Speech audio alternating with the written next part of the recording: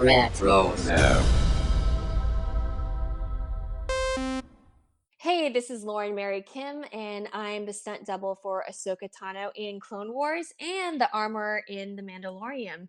You're listening to Dennis and Jay on Podcast Stardust. This is the way.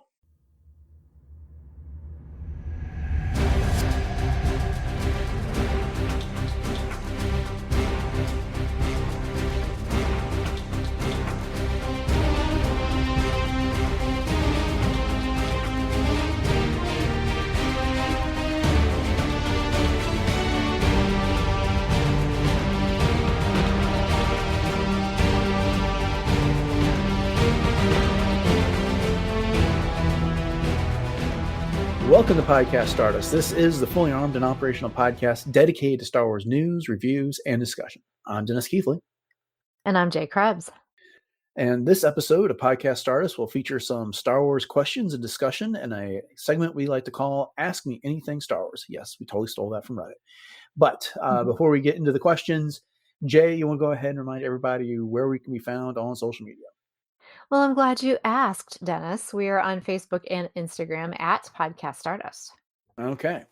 The dish is aligned, the signal's boosted to maximum output, the shield is down, we are now broadcasting to the galaxy. So this is not exactly the same thing that you see on Reddit with the Ask Me Anything type of segments here. But what we do is Jay and I just come up with some questions to ask one another, various Star Wars topics. It's an opportunity for us to discuss things that don't really fit into our schedule or our format, or just really aren't worthy of an entire episode on their own, or they couldn't fill an entire episode on their own. So with that having been said, Jay, do you want the first question or should I ask you? Sure, I'll take the first question. All right, Dennis, here we go. Getting personal right away. If Okay. you ever got a Star Wars tattoo, what would you consider getting and where, if it's not too personal? So, yeah, I'm not a tattoo person here. I mean, if you like tattoos, and we have plenty of friends that do, more power to you. And I don't really mind them on other people. It's just not something for me. If I were going to get a tattoo, it would likely be on a shoulder or the back of the shoulder. And I think I would come up with something in Arabesh and maybe do like the silhouette of a lightsaber with it. Mm, So what exactly that would be, I'm not sure. I mean, there's things like obviously, may the force be with you or stuff like that. Alternatively doing something like, oh, how about the silhouette of the Millennium Falcon and then in Arabesh, never tell me the odds. Something oh, like that. I don't want it to be too intricate and too elaborate a design because I would favor simplicity for a tattoo.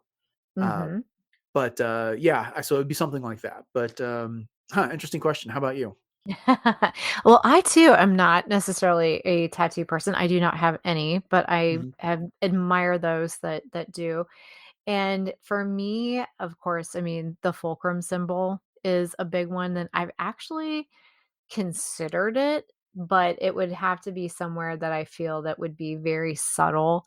So I would think about something like, close to my ankle or even maybe on a shoulder blade or something like that.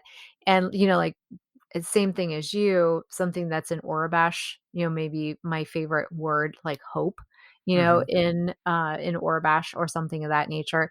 And I've often thought too about something that could mash together some of the symbolism from a few of the different cosplays that I do as well. I'm not quite sure exactly how I would do that because there's so many different symbolisms that are there. But yeah, so those are just a couple of those that I've considered. But I think the fulcrum symbol is probably right there at the top of my list. Yeah, that's very fitting for you. That would make a lot of sense. As an aside, just there's an Instagram account, and I can't think of which one it is that I like, but it is a Chinese woman, and she goes through and she looks at people's pictures of their tattoos, and it has a Chinese script, and then she translate what it says. And it's clear that a lot of people are not getting a Right. tattoo that says what they think it says. Frequently, it's just gibberish, but is what she tells you. But at any rate. Yeah.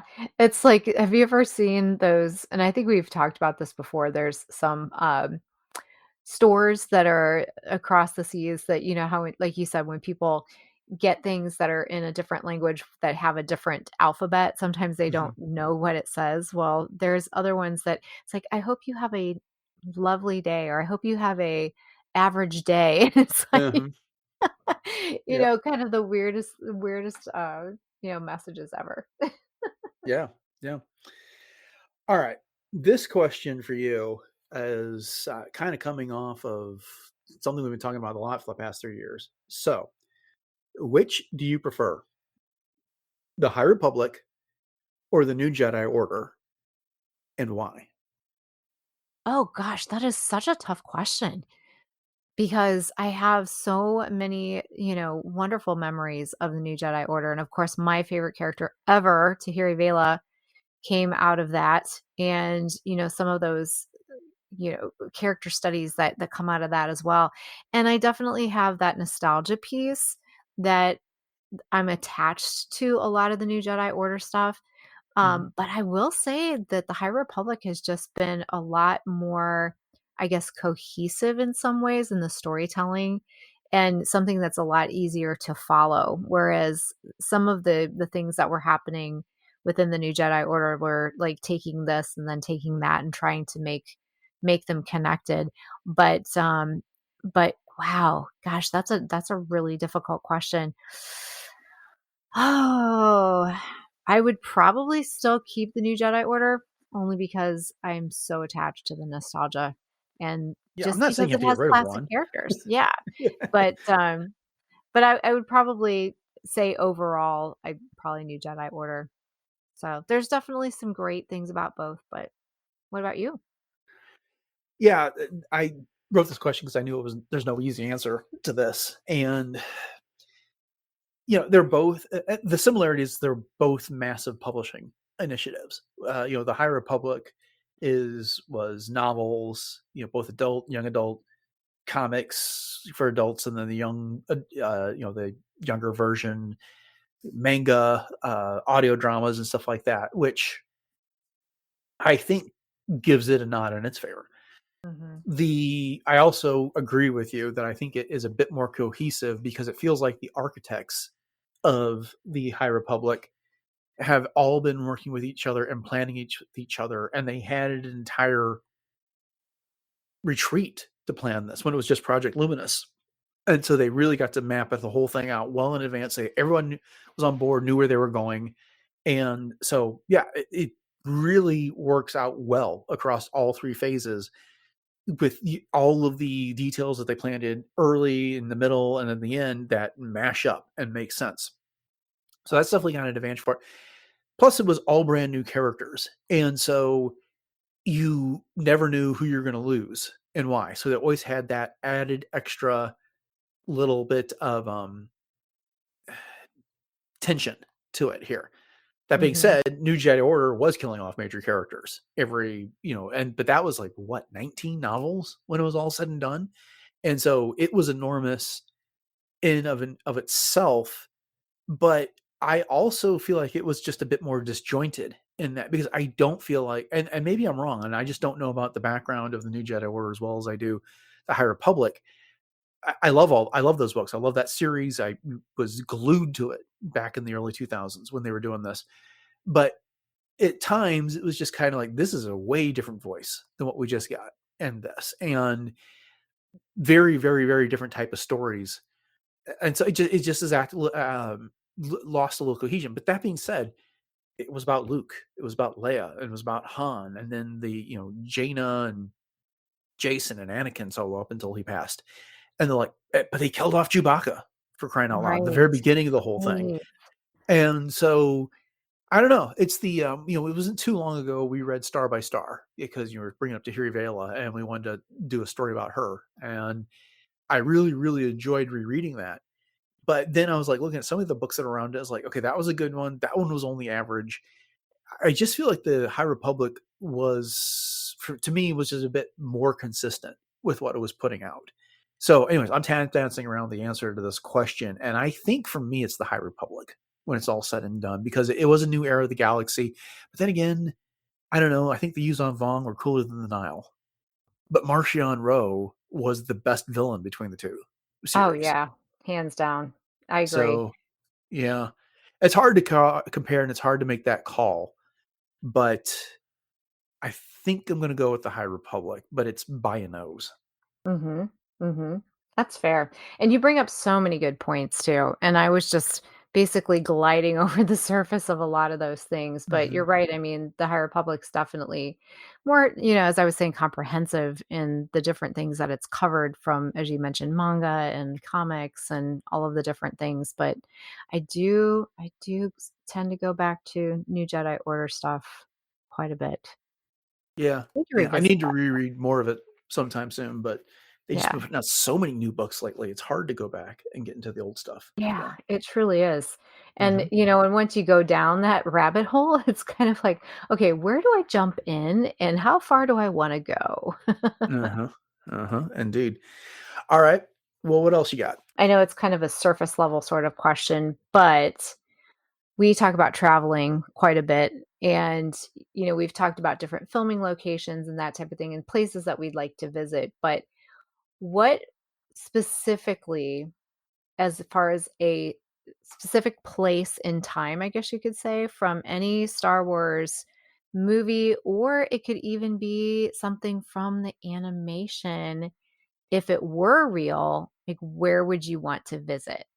And it could be a filming location, or it could be, like a real world translation of something from one of the animated shows. Like, where would you want to most visit, or what would you most want to see? It could be a specific building, it could be, um, just in general, like, where would you want to go? Well, we did talk not too long ago in one of our news episodes when we were talking about the what was it, the screen used Darth Vader lightsaber that sold for Hmm. some ridiculous amount of money, about whether we'd rather have the props or we'd rather visit the locations and have the experiences. And we both kind of fell on the side of experiences in that regard.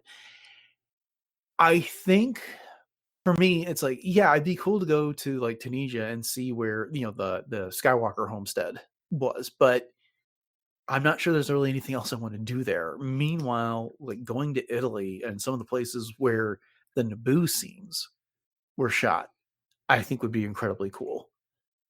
So Hmm. that's kind of how I mean, similar thing, like Echo Base that was shot in the middle of a blizzard, like in Norway, if I remember Right. correctly. And so, and I don't know that there really is a still location there to go visit and stuff like that. And I'm just trying to think. It's like, if the real world shooting locations, a lot of them just may not be worth it. One place that would be cool is the base on Dakar. Yeah, and I can't remember what they called that location in England that they shot. The Resistance headquarters. That'd be cool, but how much time are you really going to spend there? Hmm. So if I'm visiting the real world location, I think I want to go see some of the places that they shot for Naboo in Italy. That wasn't the sound stages that they used to do the other stuff, because they did use some castles there. And if you've never toured a castle, you got to do it. It's pretty cool. If we're in Galaxy, my answer is Coruscant, simply because Mm-hmm. there is nothing like that on Earth to visit. You can go see a volcano and see something of what Mustafar might be like.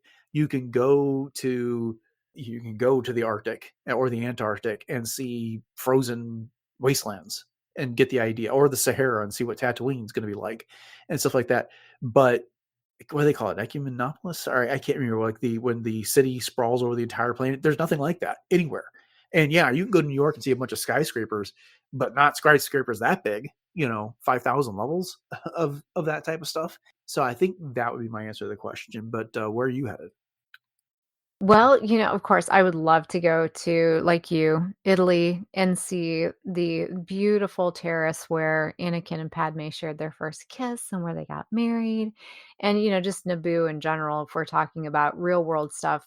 And then my second one is actually Octo, which I believe that was filmed in Ireland, Yep. correct? Mm-hmm. And so I would love to be able to hike that beautiful green area and go all the way up to the very, very tippy top and look out over that ocean. And I just think that would be absolutely gorgeous.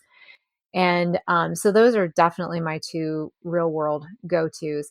So if I was going, in the what if category, I would definitely want to visit the world between worlds, because why not? I mean, if we're going all out and we're saying, literally the sky's the limit, I think that would be super amazing. You have to be very, very careful while you're in there, but just the existential experience of doing that, I just think would be absolutely amazing.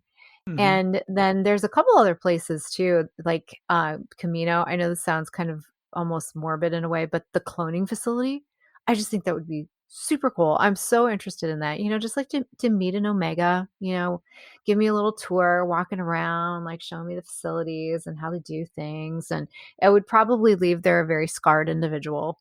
But after seeing some of those things, but it's, as you know, I have just been so enamored with clones always. And to get to see that pretend place for real would be something, I think.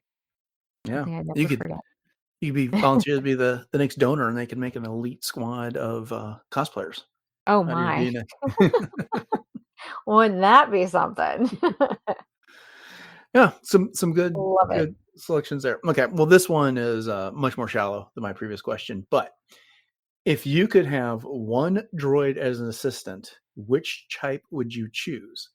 A protocol droid like C-3PO, an astromech like R2D2, a BB unit like BB-8, a Gonk power droid, or a battle droid. I'm not asking about a specific droid, so you don't get to pick R2D2, you don't get to pick Chopper or that, but you get to pick the style of droid. What are you going to go with? Oh, wow. Okay. Well, you know me, I love me the droids. Um, I would want to be able to talk to the droid for sure. And so as much as I love BB units and, chopper type units and R2 type units and that type of thing, and I think that they're very gadget oriented and wonderful, I would need something that would be a little bit more interactive and human-like. So I would probably want to have either a protocol droid, something like C-3PO, maybe not Mm-hmm. just like him, but he's also very not mobile in a lot of ways. He tends to be a little bit clunky, and I just feel like I would always be waiting on him. So, I mean, if I could have something like, almost like a K2SO, like a reprogrammed, KX droid that would be all bronze and also have personality, or even like an IG-11 that is a reprogrammed assassin droid that is along those same kind of lines. And I know that that's crossing over into the almost like the what if category, but I would definitely want to have something a little bit more along those lines. Although having a B1 medical droid, or B2, is it B2? Mm-hmm. Yeah, medical droid, that would be One B. very Yeah. helpful. Yeah, 2-1B, there you go. Would be Mm-hmm. extremely helpful because, it's always nice to have that kind of helpful hand. I'm always digging myself up some way, shape, or form. So that would be great. Or a chef droid. Boy, I'm all over the place. But it would have to be some sort of humanoid droid is what I would definitely choose. What about you? Yeah. So when I was thinking about this, it was the two things that came to mind are something they could add like an assistant to handle the phone calls and the interactions with people that I just don't want to interact. So that, yes, that makes a protocol droid like go right to the top. But a protocol droid is going to be limited to a very small area of my house because I just can't see them getting up the stairs easily in this place. Mhm. And where else would they go? Alternatively, I would want something to do all the maintenance and take care of the house on a day-to-day basis, and my car for that matter. And so I was thinking, well, an astromech or a BB unit would be fantastic for that. But R2D2 is not getting up my stairs without engaging his boosters, and that's going to catch the house on fire. So no, not doing that. BB-8, meanwhile, can or a BB droid, Rolly, whatever you want to call it, has a little suction cups it can shoot out and use to pull itself around and the like. So the sky's the limits for him without completely destroying the house. And so, I feel like I'm always having to have an air conditioner looked at or some plumbing looked at somewhere, or something's going on with a car.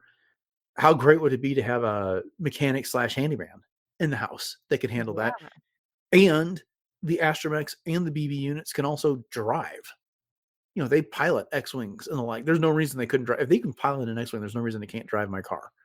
So that's, I think, what I settled on as a BB unit, which kind of surprised me because it's not my favorite droid by any stretch of the imagination.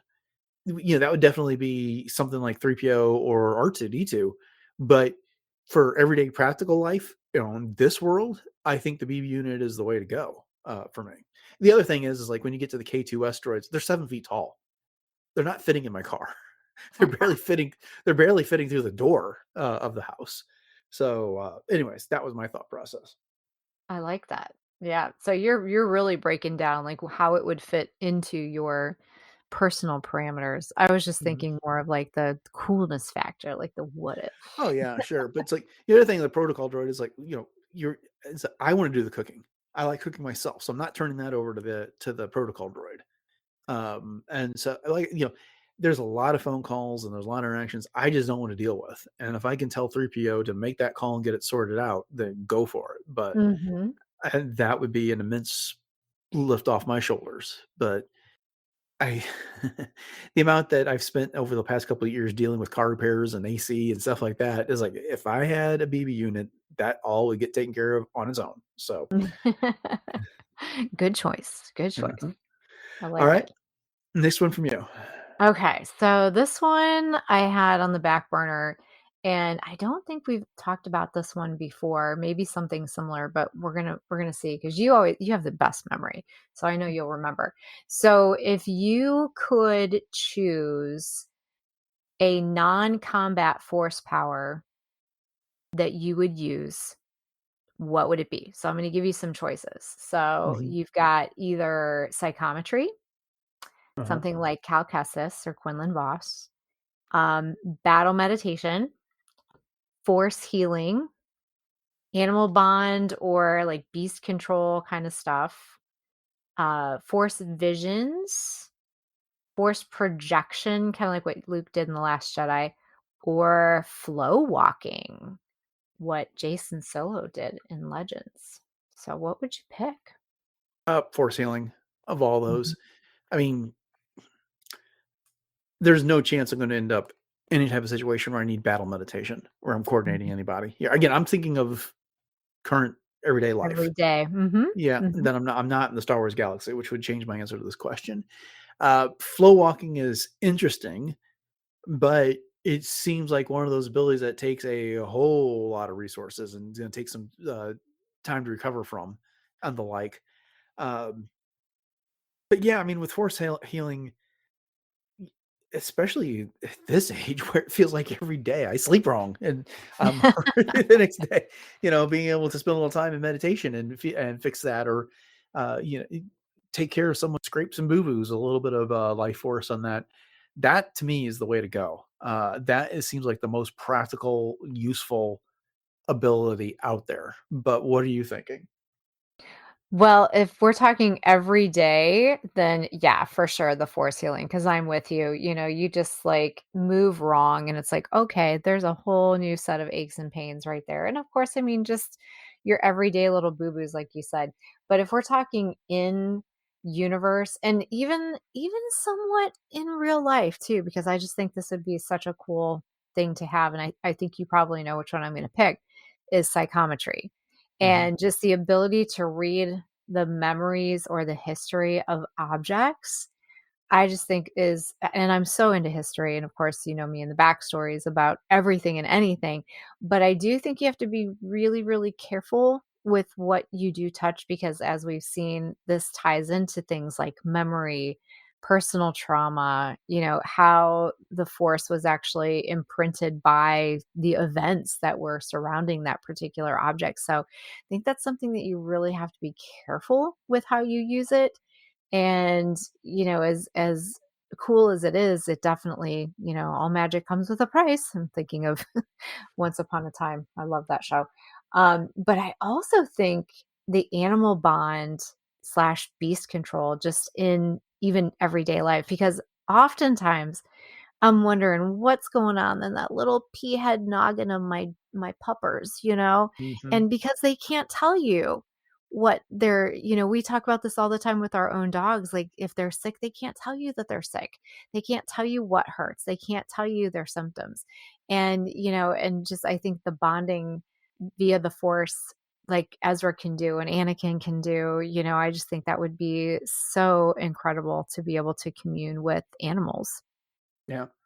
I could see if you were a detective or with a police department, having the psychometry would be like really valuable. Yeah. Being able to walk into a crime scene and pick up some items, or you find the murder weapon and being able to figure out who used it and the like from Mhm. there, that would be absolutely invaluable. But I'm not doing any of those things. So, like I said, force healing for me. All right. Love Well, it. I'm going to end it with one that's because we're running out of time. With this, probably not going to be as in depth, but straight up, who do you prefer, Boba Fett or Din Djarin? Oh, wow. Just in general, or are we talking about a specific, time frame? Because if you're talking to me about Boba Fett in the Book of Boba Fett versus Hmm. his younger years kind of thing, are we talking from just an overall personality likable standpoint, or are we talking about in the greater I picture of Star Wars? Like, what's your MO here? I asked this question in a very open-ended manner for a reason. So, Wow. Honestly, I gotta go with Boba Fett. I really do.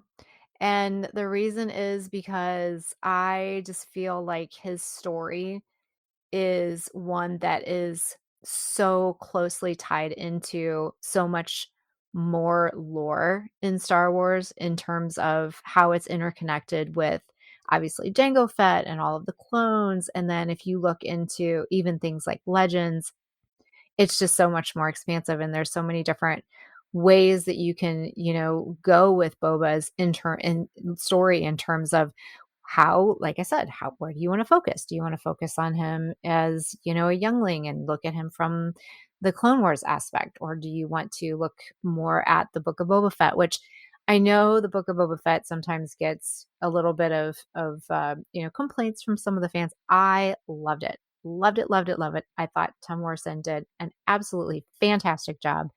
Loved the storyline. I need to watch it again, as a matter of fact. And as much as I loved Din Djarin from the fresh point of view of this, kind of different take on what a Mandalorian is and the whole idea that you can turn some of these things on their head. And of course, Grogu, who doesn't love Grogu? So it's not to say that I don't love Din Djarin, and I'm so excited for everything that comes, from here on out. Still got to go with Boba Fett. hmm hmm That's my answer, and I'm sticking to it. What about you? yeah, there's no right or wrong answer to this, Sure. and you can obviously consider whatever you want.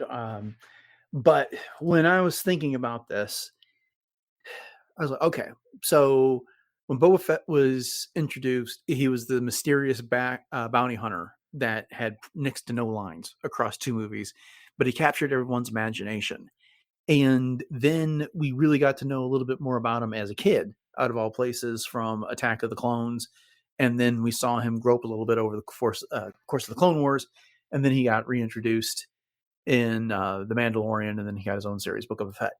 And so we learned more and more and more about him. And so I guess kind of the question is like, when did you like him best? When he was mysterious and we didn't really know anything about him? And I'm primarily talking canonically, in the movies, or The Empire Strikes Back, Return of the Jedi, or when we really got to learn more about him, when we found out he was a clone, um, or when he finally emerged in The Mandalorian and the Book of Boba Fett after we thought he perished in the Sarlacc pit from Return of the Jedi.